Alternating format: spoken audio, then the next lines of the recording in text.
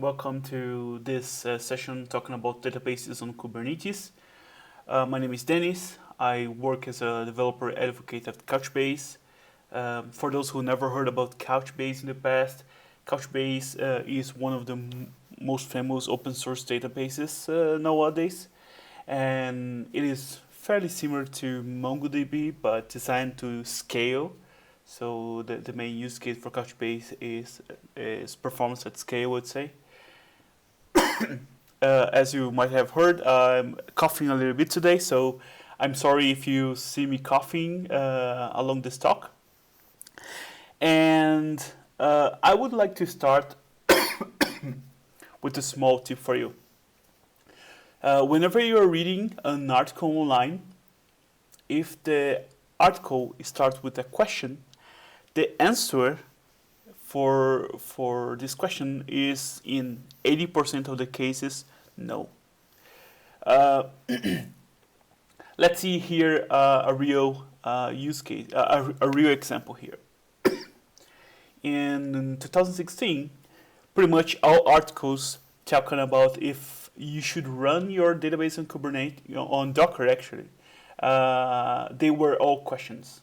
You can see those are all real articles saying, should you run your database in Docker, or is Docker good for your database? And those are all articles from very trustful sources. And the conclusion here is no, you should not run your database in a container. If we back then, the main argument was that containers were designed to be stateless. And yeah, I fully agree with that. Yeah, containers are in fact stateless.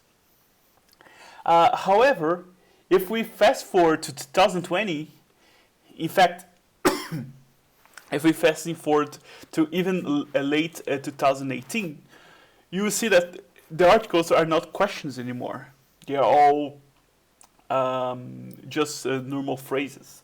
And you can see we even have something like local database with Docker in 5 minutes, or running database in Docker at scale.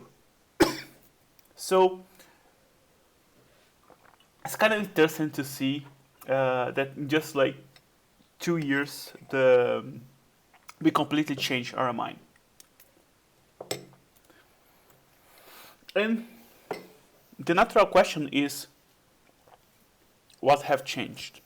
Why in just this short amount of time we now agree that, hey, guess what? Running database on containers are actually a good thing. This is a very short topic, so a very long topic, but as I don't have a lot of time here, I would like to highlight just 4 things that I think are important. One is production grade images. So now, pretty much every single database provider, they have an official image that is production ready. And back then, developers were just trying to run database on containers by themselves. It's of course far easier to set up and configure a database in a container versus on bare metal, or even in a VM. You can separate storage from compute, and this is really important for big data in general. So you can increase the disk size, for instance, without restarting the database. And now we also have Kubernetes stateful sets and operators, which is the main topic of this talk. So one of the problems with databases in general is that they are highly configurable pieces of software, and ideally we should generate a new image whenever we change a parameter in the database, right? We should generate a new image of the container. And the problem is this kind of generates image sprawls, because hey, you have to keep generating every time you optimize your database. You have to generate a new image, And again, it kind of makes it difficult to ensure that every single database is in the same version. And and also restarting, like stopping a container and start again, might be a little bit problematic in some use cases. Of course, we can solve that with some configuration management tools. But hey, we are in 2020, right? If this is such a mandatory solution to solve the issue with managing containers, why this is not part of the solution itself? So that's why in Kubernetes we can specify. One of the good things in Kubernetes in general is that we can. It is very extensible, and we can define custom resource definitions, which means that hey, I can specify my own type inside Kubernetes. In this case here, I can. I can specify Couchbase cluster, and this and in this type here, I can specify the whole configuration of the database, and and then CRDs are just okay. With CRDs, I'm just create my own type, and then I adding a new type, like in the slide before here. And this essentially means, okay, I'm just storing the configuration of my database inside Kubernetes, right? There's nothing, so far, nothing we haven't a lot of changed. However, with Kubernetes, we can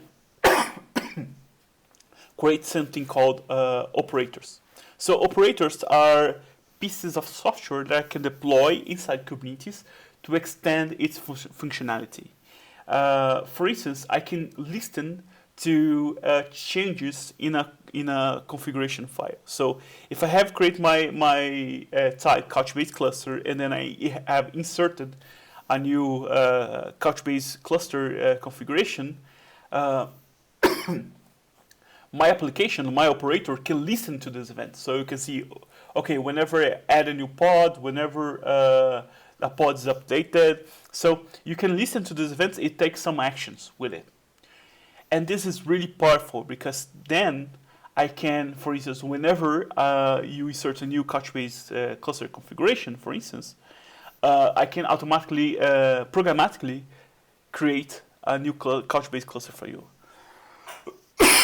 And that's also valid if you have MySQL, if you have Elasticsearch, whatever piece of software. You can automate the deployment of the cluster by deploying an application that can listen to a configuration file. Can listen to changes in this configuration file as well. So even if I come back later and change this configuration file, let's say I want to, instead of having like 3 nodes, I want to have 4, the operator can listen to this event and take the actions necessary to scale out from 3 to 4. And because of this, we can also insert, because operators are developed by, you can develop the operator by yourself, you can actually insert a lot of knowledge there. So, okay, scaling out the database, there's some standard process that you can follow, or and you can code that, or if something fails, you can see that, okay, there is a fail here in my node, and you can code what's the standard behavior and what are the checks that you have to go through in order to bring this cluster back to a healthy state. And with the advantage of this is that we can actually, in the case of databases, we can provide you a database as a service-like solution inside your cluster. So it is really something cloud agnostic.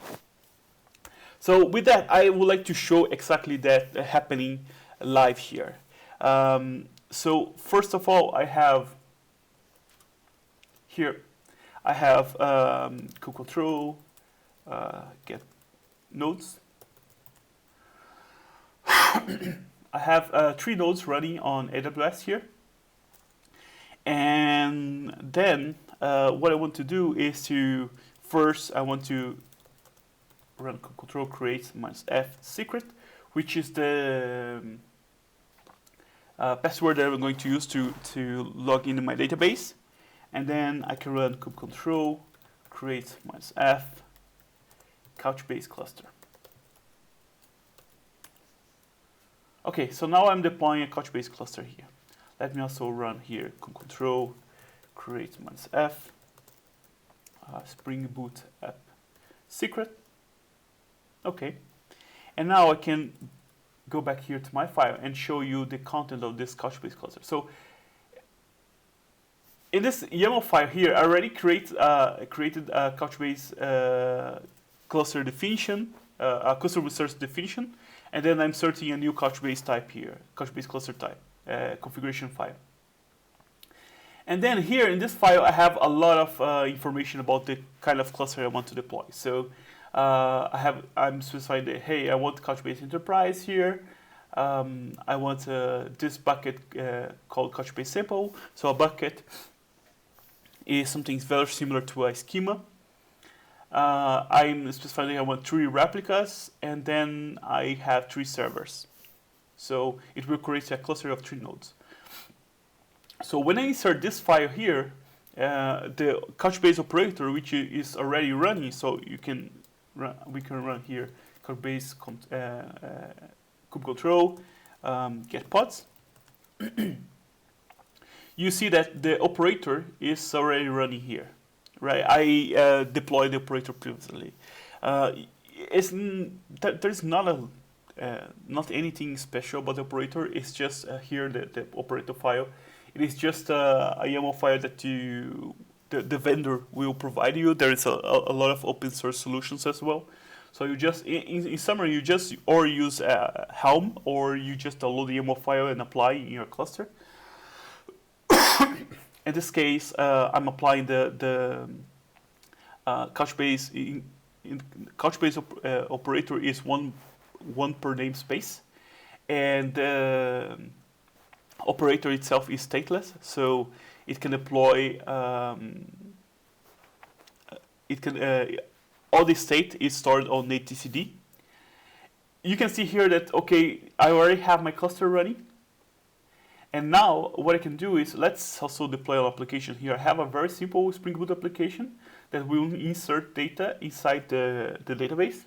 So I can run something like kube control, create -f, and then Spring Boot app.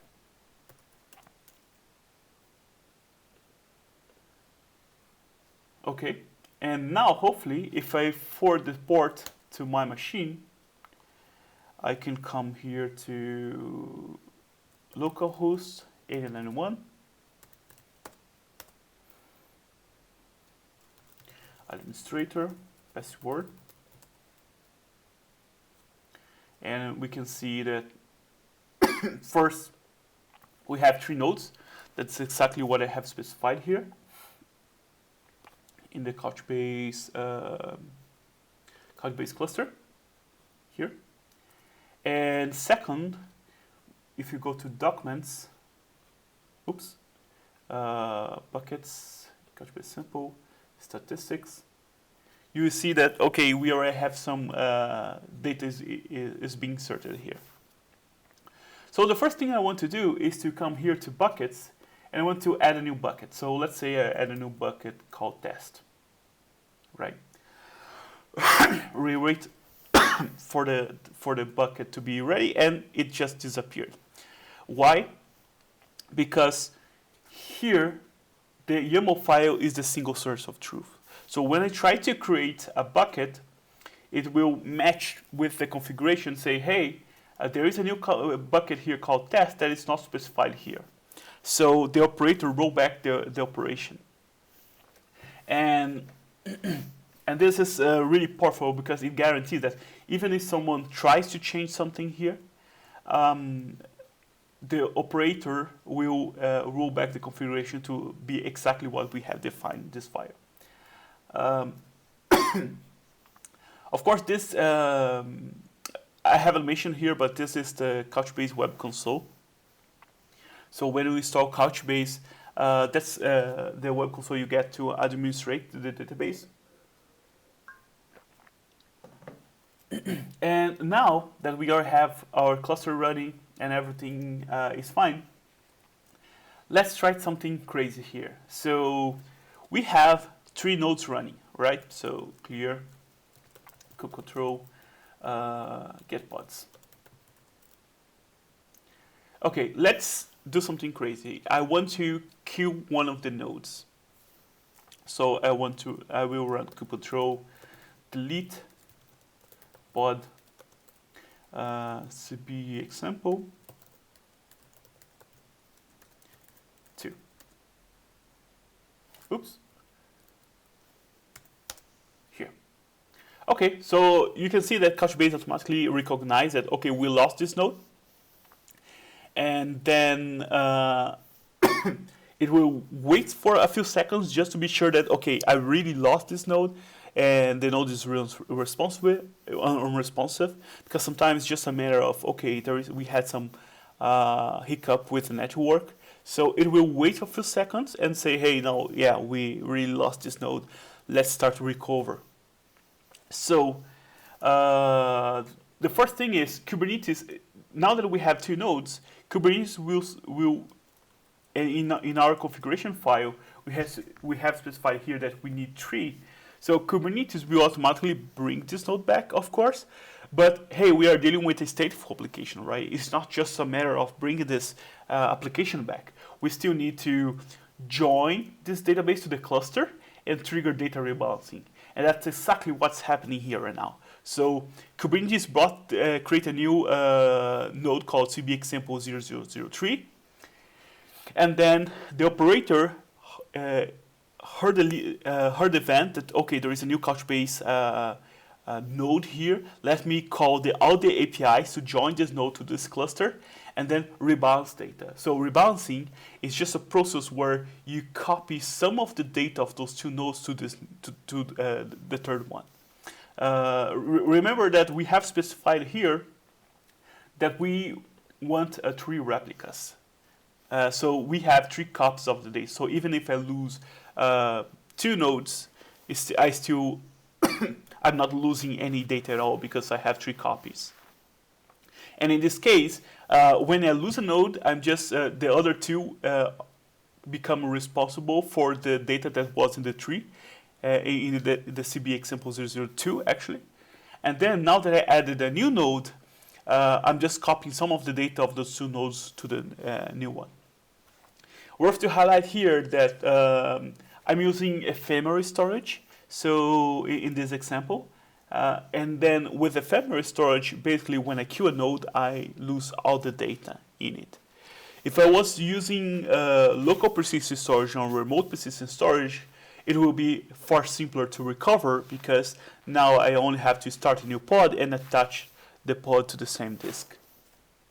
Another thing that I can do here as well is to let's scale out your database. So instead of 3, I want 4 nodes. And what I have to do is just to come back here and say control replace -f Couchbase cluster.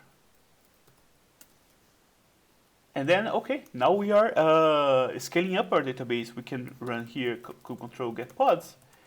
And you probably will see that in a few seconds, we should have CB example 004 here. And then it will do the same thing, join the node to the cluster and trigger data rebalancing and make this node available. And notice that we are doing this while our application is live. So the application was live the whole time, and we recover, we scale up, and we can scale down if we need to. So we can come back here and say, hey, I want 3 now, or I want 2. That's totally fine. And the operator knows that, okay, I already have some process running. Let me wait for this process to finish so I can start the second request. So you can apply configuration after configuration, and the operator will know exactly the process that it has to follow. There are a bunch of other things we can do here as well. So let's say I want to, here I'm on Couchbase 6, and let's say I want to upgrade to Couchbase 6.5 now, right? So I can apply this again, and the operator knows how to upgrade the database. So that's the only thing you have to do. Again, Couchbase is kind of modular here. This is a more specific scenario for Couchbase specifically. But pretty much what I have seen here is can be applied to other databases as well. But in this case here, Couchbase is kind of modular. So let's say my application reads more than write.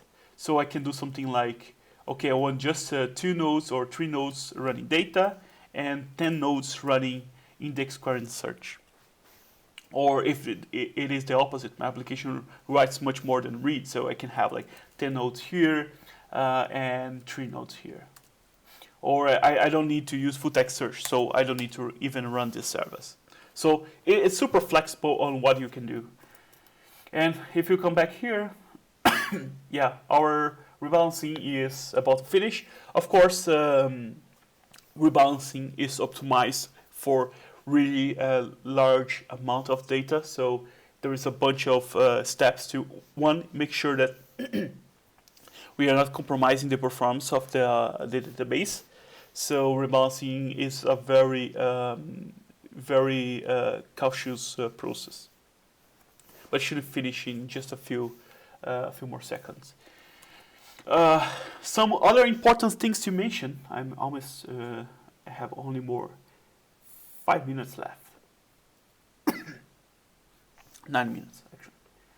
So there are a bunch of other possibilities here. So of course, when I deploy the database, I can automatically start doing backups. So I just need to add the configuration here so I have a type here, Couchbase backup, and I just need to add the configuration to say, hey, I want you to run this backup every 1 day, for instance. I can also configure cross-data center replication if I want to replicate this database to another country, for instance. Let's say I have a cluster in Europe and another in US. And then I can also configure this replication between these 2 clusters. I can export my metrics to Prometheus if I want to monitor the database there. And yeah, and literally a bunch of other stuff that can be automated with a database. And it's kind of funny that this is very different than just using the standard service in deployment which is the vanilla, which is offered in the vanilla Kubernetes, because here I'm deploying on MySQL, which you have just that. So in this case here, Kubernetes have no idea that this is a database. There's no operator managing the database. I'm just deploying the database by myself. And if the database dies, there's nothing special here. Kubernetes will just bring the database back.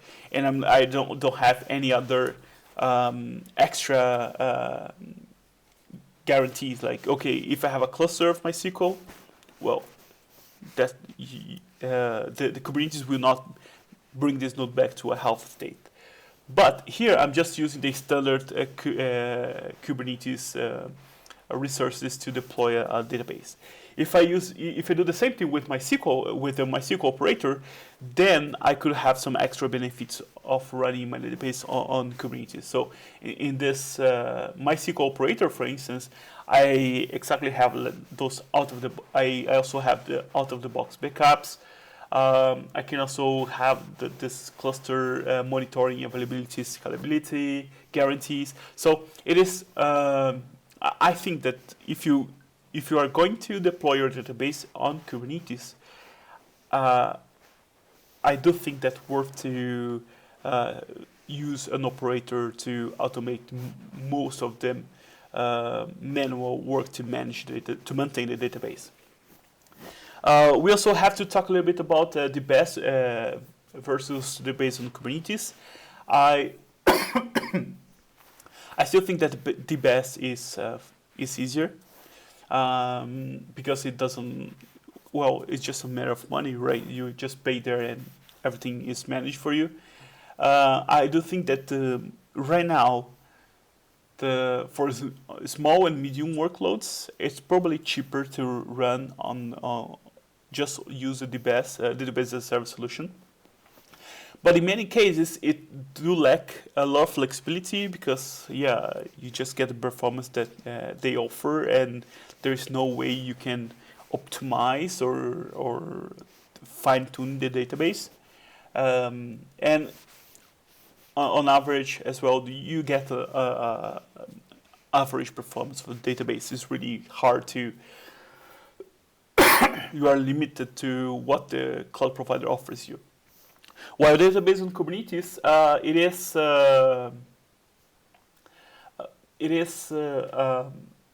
it still requires a lot of knowledge on Kubernetes itself.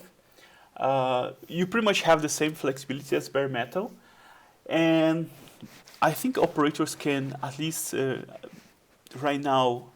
Operators are very advanced right now, so you can automate most of the work by using operators. And I do think that in the future, database on Kubernetes will be one of the standard choices. Or you would pick up like the database as service, or you will run your database on Kubernetes. And the fun thing here is, for instance, Couchbase offers the Couchbase Cloud, which is our database as a service solution. And under the hood, what is running is the operator. So that's exactly what's running under the hood in our case. And this is true to a lot of other cloud providers as well. So when you hire a database as a service solution, in fact, what you are acquiring is just a database running with the same operator in someone else's infrastructure. And that's how simple it gets. We also need to talk a little bit about ephemeral remote persistent storage and local persistent storage. Of course, right now, since Kubernetes 1.14, local persistent storage is GA, so you definitely should use local persistent storage for databases, because you avoid losing the data if the pod dies, and second, you don't want the latency between the disk and the server to impact your queries, of course. But this is not a general proposed solution. I think local persistent storage is something very specific to applications that are I/O bound. So whenever you need to write and read a lot from the disk, that's when you should go to local persistent storage. Otherwise, remote persistent storage and ephemeral might be a better solution for you. Lastly, I think that we also have to talk a little bit about benchmarking. So we have this Yahoo Cloud Serving benchmark, which is one of the standard ways to measure performance on databases. And what we notice is that, yes, when you run a database, comparing to running a database on a bare metal, there is some performance decrease when you run your database in a container. In this case here, we notice that workload, there is different types of workloads. And for workload A, we didn't see any difference. For workload E, we saw up to 10% in performance decrease. So just to show you some numbers here we didn't see any difference at all. So very if the container even was faster. And then in this use case here, workload E, we saw up to 10% in performance decrease. So it's very important for you to, okay, oops, I have a small typo here, but you can imagine that you didn't saw that. So when you plan to deploy your database on containers, make sure that you add at least 10% of CPU and memory to compensate for potential performance penalties.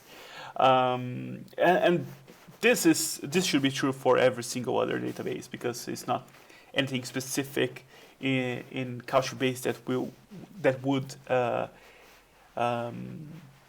give this sort of behavior. Again, operators is a big thing now. So there is this operator hub website that compiles a lot of operators out there. Do check out this this website, and probably there is a lot of other operators that might be helpful for you. And again, there is now these talks are a little bit old, but I like to recommend them because they are pretty much one of the first talks about running database on containers, on actually on Kubernetes. So yeah, I do recommend you to check out those, and then and of course watch the the latest one, because they have been talking about running MySQL and Postgres on Kubernetes in pretty much every single KubeCon since then. That's what I have, and yeah, I hope you guys enjoyed. So thank you very much.